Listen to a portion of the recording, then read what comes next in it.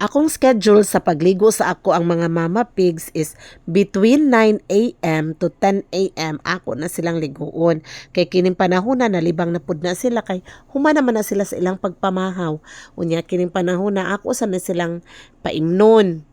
O pinaagi sa host. Bisag na ana sila drinker, tagaan gyud na nako sila. Anad na sila nga hungitan na nako sila og tubig pinaagi sa host sa maingon ana. No, para maanad na sad sila nako, maanad sila sa nagatiman anak nila. So ako sana silang hikap-hikapon, paimnon, ako silang liguon para mabugnawan ang ilahang alawas, labi na karon kay summer pertig yung inita, grabe. So mo nang ako gid na silang liguon. Unya ini kahuman ana wala man na sila lunch, no. Liguon na pud na nako sila between 2 p.m. to 3 p.m. Dayon ako nilag pakaon. So ako sad na silang liguon. So manay ako ang schedule. Depende unsay inyo ha unsay pamaagi, pero sa ako amo na ako 9 to 10 a.m. ana magligo ko nila. Then ikaduha na ko nilang pagligo anhin na sa 2 p.m. to 3 p.m.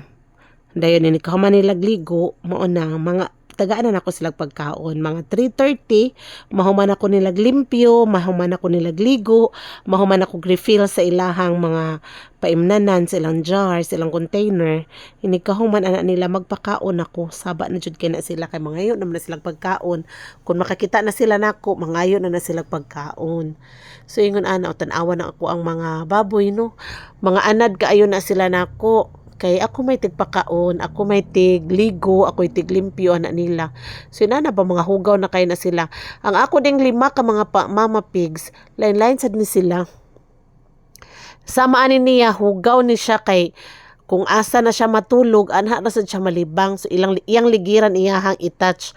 Pero naasad ko'y mga anay, duha ka buok anay, nilang 5 na ako'y duha, pero kanang usa pinalit naman na ako no si Buwaw 7 months karon bago pa na ako siya napalit, 3 weeks pa na siya nako.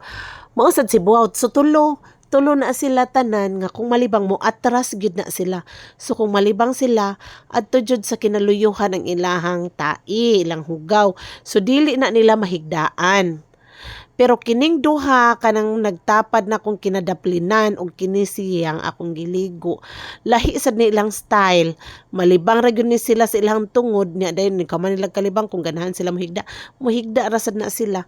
Higdaan ra na nila ilang hugaw ay kamo na may ingon ana. Pero kining tulo na ako ka mga anay dili na sila mo atras sila. Nya adto na sila malibang. So limpyo kay sila glawas kay di man nila maligiran. Dili nila mahigdaan ang ilahang hugaw. So lain-lain jud. Mo nang ako jud ni silang liguon. Akong liguon, akong kuskuson. Kay aron limpyo tan-awa si Buwaw. Limpyo siya glawas. Kay ngano man di man niya maligiran iyang tai. Kung naalay pisik, ginagmay ra. Unya, upaw paghihapon din siya ang tud karon 3 weeks pa ni siya nako. Muna akong giingon ninyo nga napalit ni nako gikan sa Buwaw. Muna ginganlan sad ni nako siya Buwaw. Sa bago pa ni siyang naabot nako, dili ni siya mukaon og gestating feeds. Pero karon maayo na kay siya mukaon. Unya, sa bago pa na siya, ako di siyang gidayet tag 1 kilo. Tag 1 kilo ang iyang pagkaon sa buntag ug sa hapon, so 2 kilos each day iyang mahurot. Pero karon lang si manahon na kay ako siyang gikondisyon 1.5 na sad ang akong gihatag niya, ini kahapon 1.5 na sad, so 3 kilos na ang iyang budget every day. So kini di ay ang ako ang mama pig nga ikalima, 2 months na ni iyang tiyan. So bali tulo na kaanay na ko ang tag 2 months na ang mga tiyan lang pagbuntis. So mga anak ni silang tulo karong June.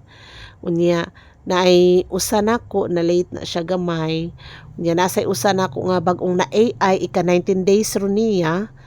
Unya dan kini si Buwa wala pa ni siya na AI. So 5 ni akong mama pigs nga akong gipang atiman karon. Hopefully mapun-an ni sila kay akong target